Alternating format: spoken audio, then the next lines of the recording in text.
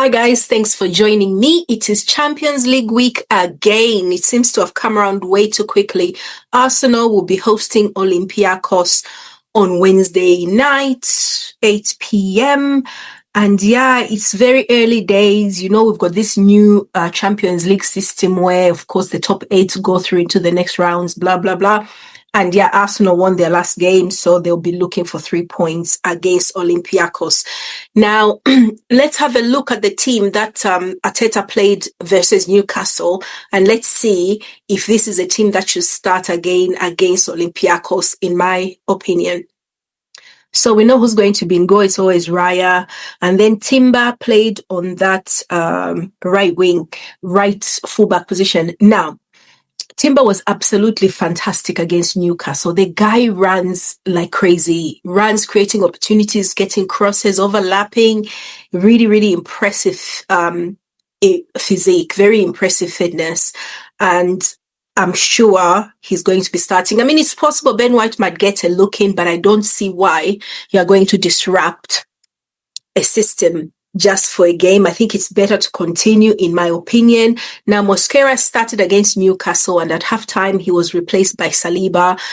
I think mostly it's because of the understanding between Gabriel and Saliba, not because Mosquera did anything particularly wrong. Yeah, I know he gave away that corner that led to the goal. Votamade scored, but I don't think that was particularly an egregious mistake. It was just a miss hit, and I've got a feeling he's going to have many more opportunities. But I think in games which are very, very technical, you know, like where you need physicality, intelligence, probably Gabriel playing with Saliba was less, you know, like when you've got two players, you know, work well together. The work feels lighter for Gabriel because he's playing somebody he's played with for the last 4 seasons, then someone he's played with for 4 days. So maybe they don't have that same understanding and they're not communicating at a great level just yet. But I love this performance. Mosquera is a solid guy. I definitely think he is going to be chasing at the heels of these two. He can play either position in that back four. Calafiori started. I don't know if I want to see Miles Lewis-Skelly start. Both of them, he does not expect. Arteta doesn't expect his left backs to be shy and timid. He's expecting them to be very creative, very threatening, and literally, you know, Calafiori was trying all sorts against Newcastle. And when Skelly came on, Lewis-Skelly came on, he did the same. He even, you know, tried to go create. You know, like when somebody's not set in a position where you're thinking, right, is keeping the back four going. I really enjoy the way they play. But one thing I can guarantee is I do not feel under any threat to concede a goal. I don't feel like we are in danger at all. You know, I know we concede, but it's not like I don't expect to concede 2-3 goals in a game. It's just not going to happen. The way things happen is we are super solid. Now, Arteta started Zubimendi and Rice in that defensive midfield sort of thingy. He does. Zubimendi, in my opinion, got eaten alive by Newcastle. Like I said, Newcastle are so aggressive. Now, I'm not saying aggressive in a negative way. They are just very challenging. You know, they're not there to be friends with you. They are going to make you work hard for that result.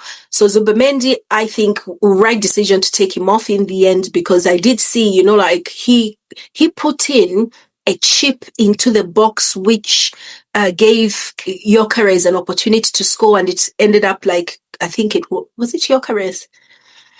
Sort of ended up being saved by Nick Pope, anyway, who was in demonic form. Either Gyökeres or Eze, not sure.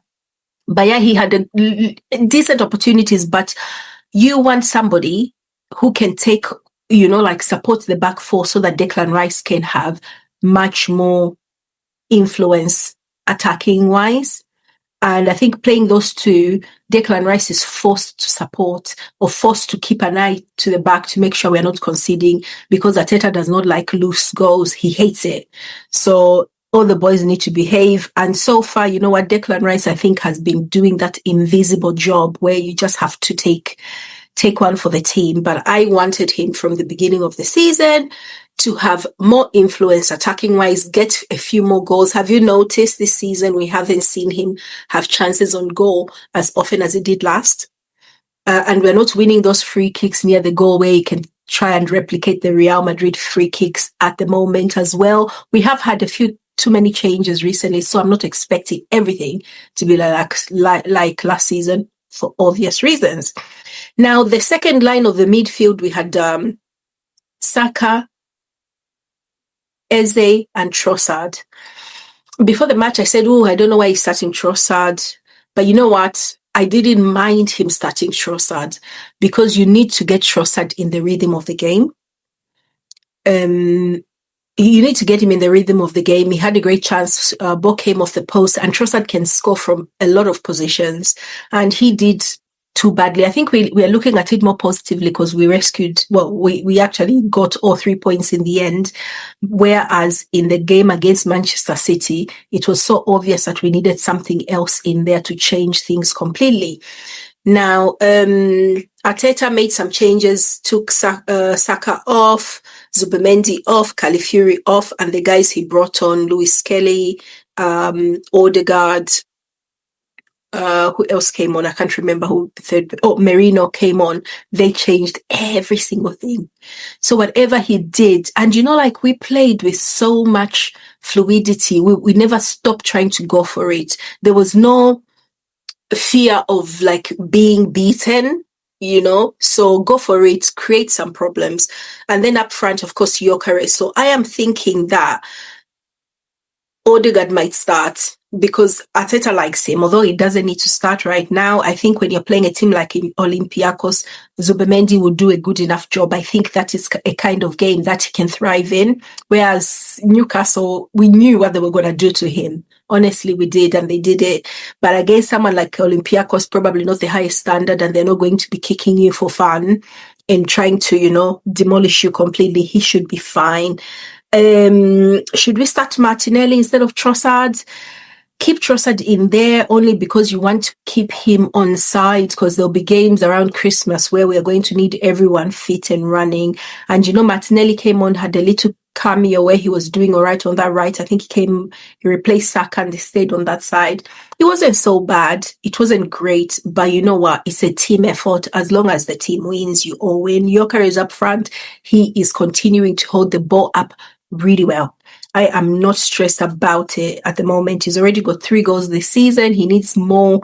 This will be the perfect game for him to try and get on the score sheet. Hopefully they play a high line, but we need a supply to Gyökeres, easy supply, and we need fluidity in those attacking midfielders where, if you've got Odegaard, I think we are going to be getting a lot more creativity.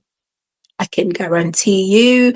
I am looking at this Olympiacos team and I can't see anything that should, threaten completely, but I'm really looking forward to this match. Let me know what you think. Who's going to win? I'm going for an Arsenal win myself.